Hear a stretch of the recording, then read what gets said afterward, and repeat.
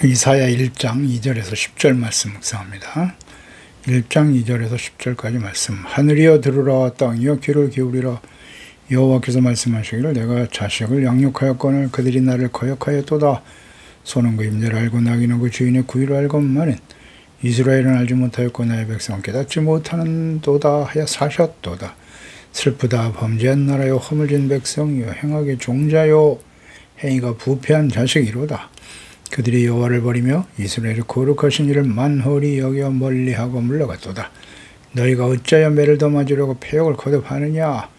온 머리는 병들었고 온 마음은 피곤하였으며 발바닥에서 머리까지 성한 것이 없이 성한 것과 터진 것과 새로 맞은 흔적뿐이거늘 그것을 짜며 싸매며 기름으로 부드럽게 함을 받지 못하였도다. 너희의 땅은 황폐하였고 너희의 성읍은 풀에 탔고 너희의 토지는 너희 목전에서 이방인에게 삼켜졌으며 이방인에게 파괴된 같이 황폐하였고 딸 시오는 포도원의 망대같이 참외밭의 원두막같이 에워싸인 성읍같이 겨우 남았도다. 만군의 여호와께서 우리를 위하여 생존자를 조금 남겨두지 아니하셨다면 우리가 소돔 같고 고모라 같았으리로다. 너희 소돔의 관원들아, 여호와의 말씀을 들을지어다. 너희 고모라의 백성아, 우리 하나님의 법에 귀를 기울일지어다. 아멘. 패역한 죄 백성들을 향한 하나님의 탄식. 하나님께서는 북이스라엘의 왕들이 회개하고 돌이키지 않는 완고함과 또 이들을 본받고 따르려고 하는 유다 백성들, 모든 하나님의 언약의 백성들의 완악함과 배은망덕함, 또 총체적인 타락상을 책망하시면서 그로 인한 심판의 필연성을 준엄하게 선포하고 계십니다. 하늘과 땅을 증인으로 세워 이스라엘의 죄악을 드러내시고 그들의 형식적인 제사가 아닌 진정한 회개를 촉구하시는 하나님이십니다. 서론 부분은 이사야서 전체 주제를 요약하고 있는 말씀이기도 하죠. 즉 거룩하신 하나님과 죄악된 백성 사이에 끼어진 관계, 그리고 그로 인한 하나님의 공의 심판과 회복의 가능성을 말씀하십니다. 하늘이여 들으라, 땅이여 귀를 기울이라 선포하고 계시죠. 하늘과 땅 아래 있는 모든 하나님의 자녀 백성들, 사람들이 들어야 할 말씀이라는 거죠. 그러니까 하나님께서는 창조주가 되시고 우주의 주인이신 하나님께서 모든 것을 다 보시고 듣고 알고 계시는 하나님께서 이스라엘의 죄가 얼마나 중대한지를 선포하고 계십니다. 패역한 주의 백성들, 참 모든 시대의 자녀들이 반드시 들어야 될 말씀이라고 선포하십니다. 이는 영원한 하늘 아래 살아가는 모든 시대의 하나님의 은혜로 대가심과 구원의 은혜, 영원한 생명의 언약에 참여한 주의 자녀들이 들어야 될 말씀인 것입니다. 내가 자식을 양육했다. 즉 하나님과 언약의 백성과 택한 언약의 백성과의 관계를 잘 보여줍니다. 하나님 아버지께서 직접 나오시고 양육하시는 부모와 자녀의 관계로 말씀하십니다. 하나님과 이스라엘, 즉 예수 그리스도를 믿고 구원받은 그리스도인들과의 관계죠. 요한복음 1장 12절 이하죠. 영접하는 자고 그 이름을 믿는 자들에게는 하나님의 자녀가 되는 권세를 주셨으니 이는 혈통으로나 육정으로나 사람의 뜻으로 나지 아니하고 오직 하나님께로서 난 자들이니라 말씀하십니다. 하나님이 직접 나오신 자, 영접한 예수 그리스도, 하나님의 아들 그리스도를 영접하고 인정하는 사람들, 주님으로 영접하는 사람들이 하나님께로부터 난 자들입니다. 하나님 직접 나오신 자들은 모두 다 예수님을 영접하게 되어 있다. 믿고 구원받아 하나님의 자녀가 되었다라는 것이죠. 이것은 하나님의 은혜로 되는 일입니다. 하나님의 아들 예수 그리스도께서는 항상 하나님을 아버지로 고백하셨어요. 마태복음 11장 25절에 예수께서 대답하여 이르시되 천재 주제신 아버지여, 이것을 지혜롭고 슬기는 자들에게는 숨기시고 어린아이에게 나타나심을 감사합니다. 또 마지막 겟세마네에서 기도하실 때 마태복음 26장 39절에도 내 아버지여, 만일 할 만하시거든 이 잔을 위해서 옮겨주세요. 그러나 나의 원대로 마옵시고 아버지의 원대로 하옵소서. 회개하고 하나님의 아들이신 예수 그리스도와 십자가의 복음을 믿으면 구원받아 하나님의 아들이 되고 예수님과 동일한 수준이 되는 겁니다. 예수님께서도 하나님의 아들이셨고 예수 그리스도를 믿고 구원받은 우리가 하나님의 자녀가 되는 예수님과 동등한 위치에 서게 되는 거죠. 얼마나 영광스러운 은혜입니까? 하나님이 자식을 양육하였다. 택한 주의 백성들과의 관계입니다. 하나님과 아들. 하나님께서 이스라엘과 언약으로 구원받은 주의 백성들에 베푸신 지극한 사랑과 은혜를 잘 보여줍니다. 그런데 자식을 양육했는데 자식들은 어떻게 했어요? 거역하였다. 이 말은 아주 의도적이고 지속적인 반역을 의미하는 겁니다. 단순하고 일시적인 거역이 아니에요. 아버지의 권위와 약속, 말씀, 은혜를 멸시하는 폐륜적인 행위를 계속하고 있었다는 것입니다. 거역했다. 그러니까 사무엘 시대에 왕이신 하나님을 버리고 사람이 왕이 되어 다스려달라고 외쳤던 이스라엘. 그 결과가 어떠한지를 역사를 통해서 확인해 주시는 것입니다. 하나님 아버지와 그분을 사랑하고 경외하고 순종해야 할 자녀인 이스라엘 언약의 백성들이 하나님 아버지를 거역하는 상황이죠. 하나님 아버지 언약의 백성, 자녀들과의 관계 언약, 아브라함과 맺은 언약, 모세를 통해서 시내산에서 율법과 계명을 통해서 맺은 언약, 이 모든 것이 창조주 하나님 아버지를 거역하는 일, 이 얼마나 폐역 무도한 짓입니까? 거역하다. 히브리의 파슈아는 왕을 몰아내고 왕권을 빼앗고 차지하기 위한 반역 행위를 의미하는 단어예요. 이 거역, 파슈아라고 하는 말은 하나님을 몰아내는 거예요. 반역하는 거라고요. 즉 하나님의 말씀에 불순종하고 하나님의 책망과 의로 바르게 우리를 세우시려고 하는 주님의 말씀을 거역하는 일은 반역행위라는 사실이에요. 여기에 우린 주목해야 됩니다. 이미 오래전에 왕이신 하나님을 버린 자들의 패역함 이스라엘, 이는 하나님과의 언약의 관계를 의도적으로 파괴하는 악행입니다. 악행. 3절에 소는 임자를 알고 나귀는 그 주인의 구유를 아는데 이스라엘은 하나님을 알지 못해요. 깨닫지 못하고 있다는 거예요. 짐승만도 못한 주의 자녀들을 주의 백성들입니다. 소나 나귀도 자신을 돌봐주고 먹이를 주는 주인을 잘 알아봅니다. 그의 말을 따르죠. 하물며 하나님의 택함을 받아 자녀가 된 주의 백성 이스라엘의 영적 무지, 완고함과 교만과 어리석음이죠. 하나님과 그분의 말씀에 나타난 하나님의 마음과 뜻을 깨닫지 못하는 무지, 완고함, 패역함, 짐승들도 주인은 따릅니다. 그런데 우리를 이 땅에 친히 만들어주시고 다스려주시고 인도해주시는 우리를 구원하시고 거룩한 주의 자녀 백성을 삼으시는 하나님 아버지를 거역하다니 소는 그 임자를 안다. 이 안다, 야다죠. 야다. 우리의 또 나의 백성은 깨닫지 못한다. 이 깨닫다가 빙이라고 하는 말인데 이 말은 단순한 지적인 알미 아니라 인격적이고 관계적인 알을 의미하는 거예요. 관계 속에서 서로를 알아가는 거죠.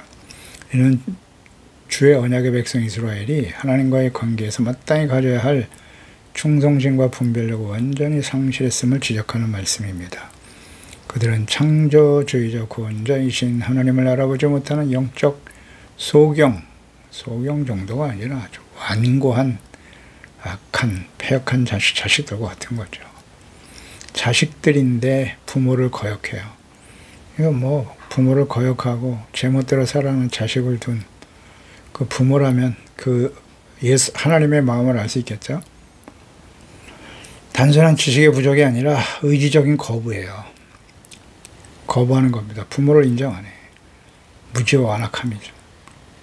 그들은 하나님을 자신들의 주인과 아버지의 왕으로 전혀 인정할 생각이 없습니다. 시편 49편 20절이에요. 존귀 하나 깨닫지 못하는 사람은 멸망하는 짐승과 같다라고 말씀하죠. 멸망하는 짐승만도 못한 하나님을 거역하는 주의 백성들. 이것이 하나님의 탄식과 슬픔입니다.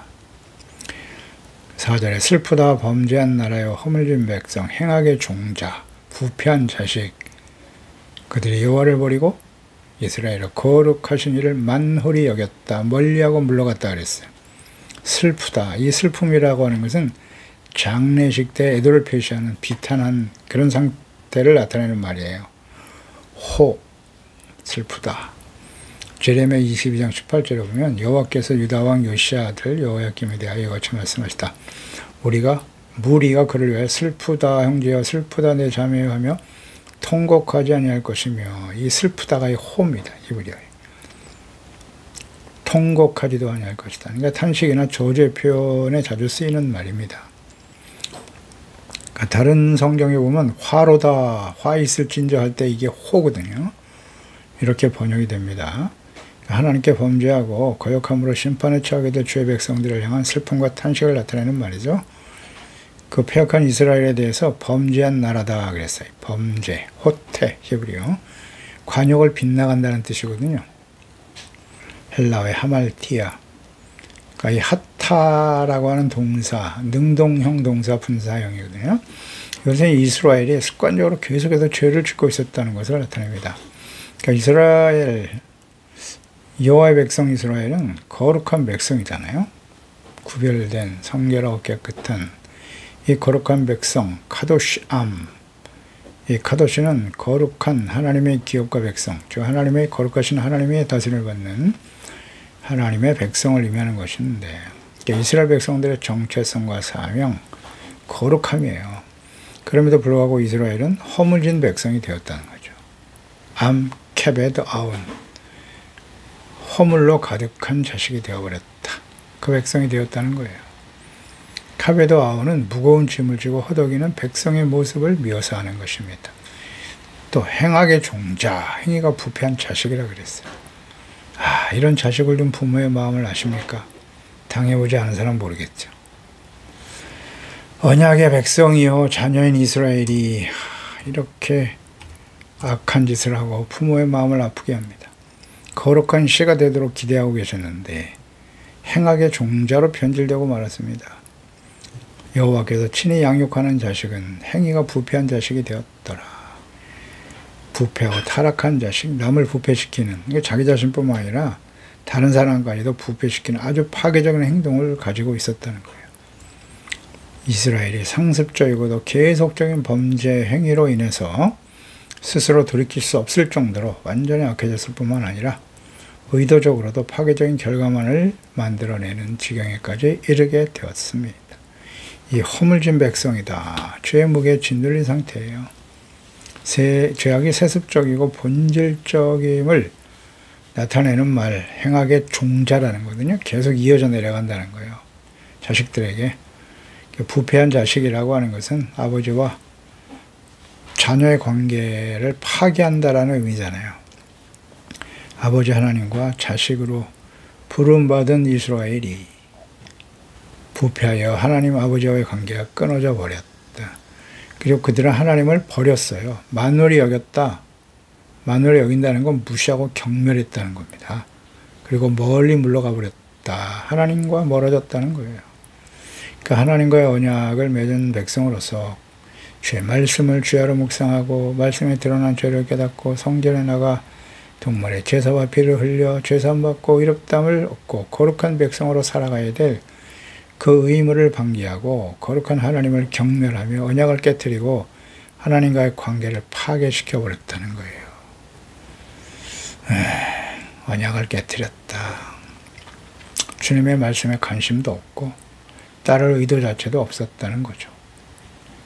하나님으로부터 말씀으로부터 멀어져 갔더라. 스스로 그렇게 그 길을 선택했다는 거예요. 하나님의 자녀 백성들이. 이것은 모든 시대에 하나님의 백성들의 모습이었죠.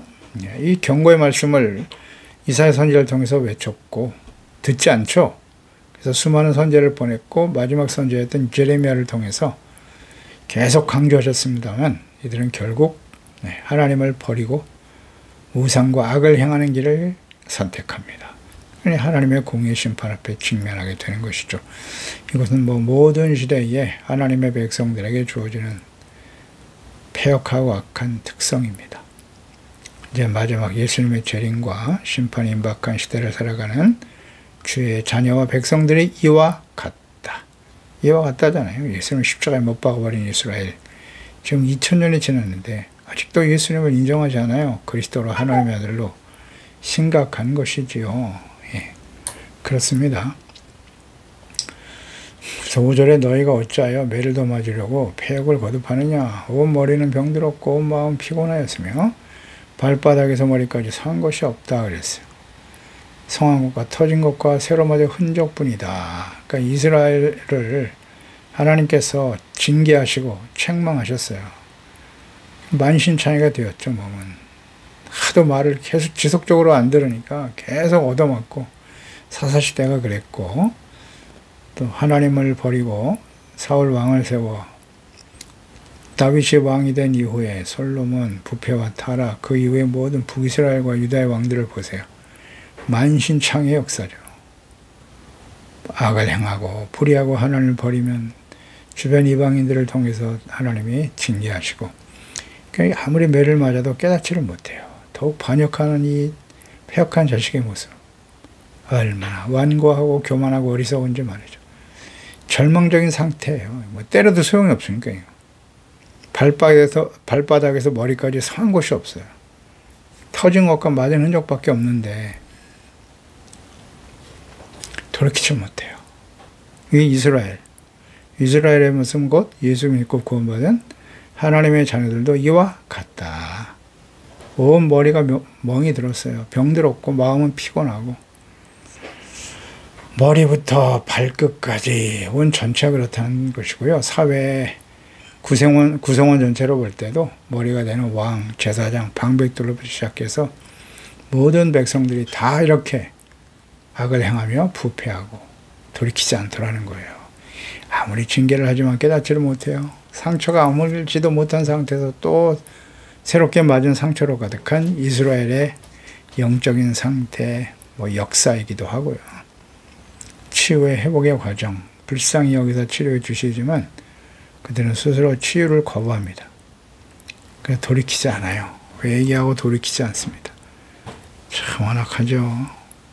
완악해요. 죄악의 파괴적인 결과를 끊임없이 생성하고 있는 이스라엘의 모습을 잘 보여줍니다.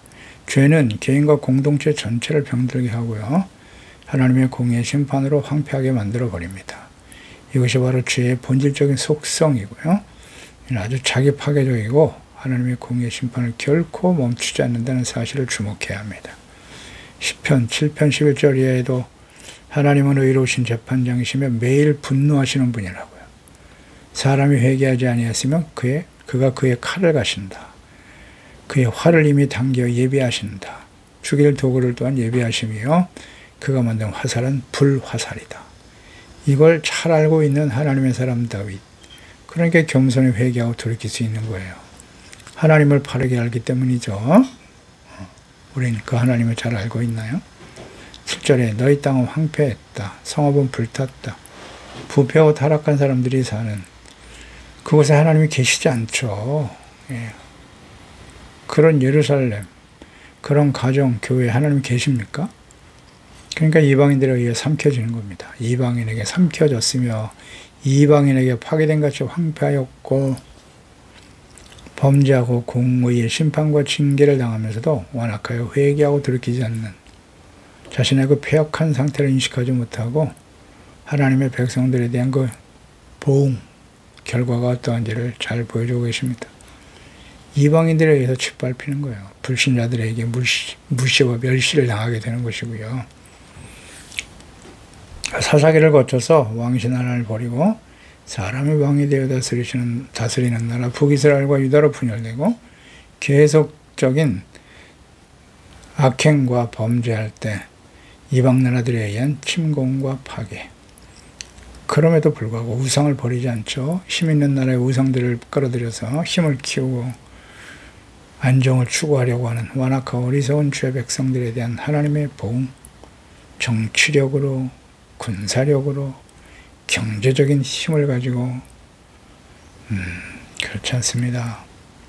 파괴, 황폐, 불타버린 이방인에 삼켜져 포로가 되어져 가는 이스라엘. 그러니까 예루살렘의 땅과 성이 파괴된 모습은 과거 이스라엘이 이방인들에 의해 침략을 당했던 일, 장차 북이스라엘이 아수르에 또 유다가 바벨론 침공으로 파멸의 길을 가게 될 것을 예언하시는 말씀이기도 하죠. 전능하신 하나님의 임재하심과 다스림으로 풍요로웠던 예루살렘이 이제는 추수가 끝난 밭에 홀로 남겨진 초라한 원두막처럼 고립되고 연약한 존재가 되어버린 현재와 미래에 대한 예언의 말씀인 것이죠. 하나님의 징계를 받으면서도 회개하고 돌이키지 않은 주의 자녀들에 대한 하나님의 심판, 현재와 미래, 예루살렘을 향한 하나님의 사랑과 공의를 하지만 패역하고 거역하는 그들에 대한 하나님의 징계는 매우 두려움의 대상이 되는 것인데요. 망대나 원두막 같이 일시적인 보호를 제공할 뿐 진정한 안전을 보장하지 못하는 연약한 상태. 하나님의 보호가 떠났을 때 이스라엘, 하나님의 자녀 백성들의 삶이 얼마나 무력한지를 보여주는 교훈입니다. 9절로 10절에도 만군의 여호와께서 우리를 위해 생존자를 조금 남겨두지 아니하셨다면 소돔과 고모라와 같았을 것이다. 소돔과 고모라에 비교되는 이스라엘의 영적 상태.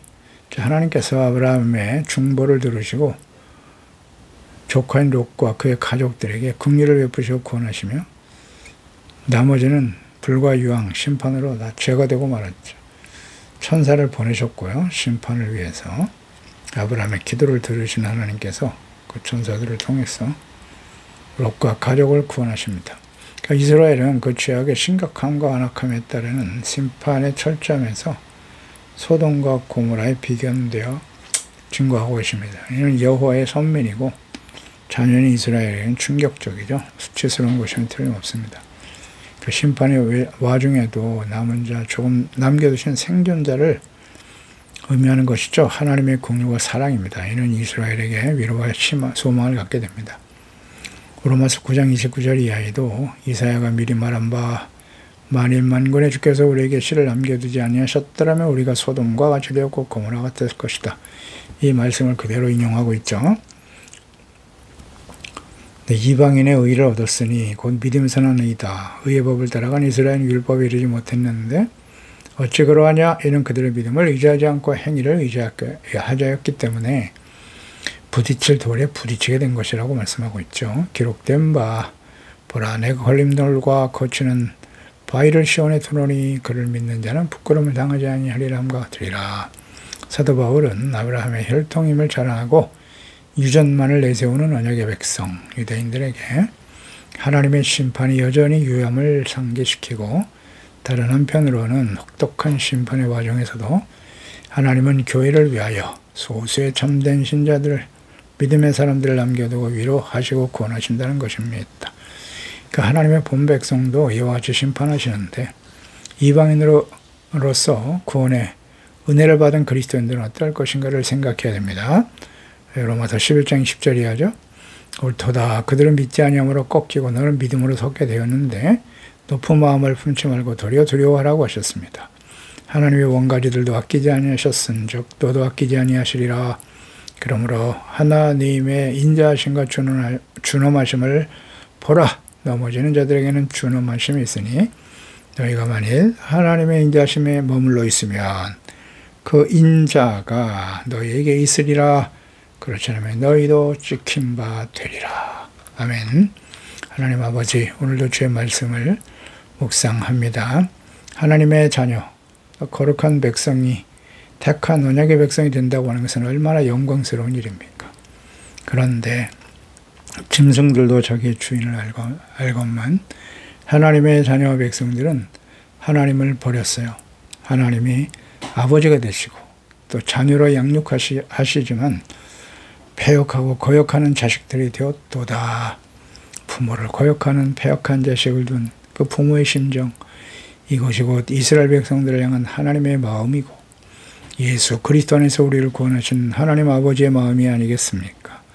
주여, 우리는 어떤 하나님 앞에 어떤 자식입니까? 주님의 말씀을 듣고 불순종하고 거역하고 거부하고 패역하며 돌이키지 않는 악한 죄 백성들이 하나님의 징계와 연단의 과정을 거쳐 머리부터 발끝까지 성한 것이 없을 정도로 끊임없이 상처와 고통 중에 있었음에도 돌이키지 않는 완악한 죄의 자녀 백성들, 주여, 이들의 모습이 모든 역사 속에 계속되어 왔고 오늘 이 시대에 우리가 예수 믿고 구원받은 하나님의 자녀가 된 저희들도 이와 같은 모습으로 살아갈 수 있음을 생각하게 하시고 항상 두렵고 떨리는 마음으로 항상 복종함으로 구원을 이루어가는 온유하고 겸손하고 진실된 하나님의 자녀들, 주의 거룩한 자녀로 살아갈 수 있도록 도와주세요. 예수님의 이름으로 기도드리옵나이다. 아멘.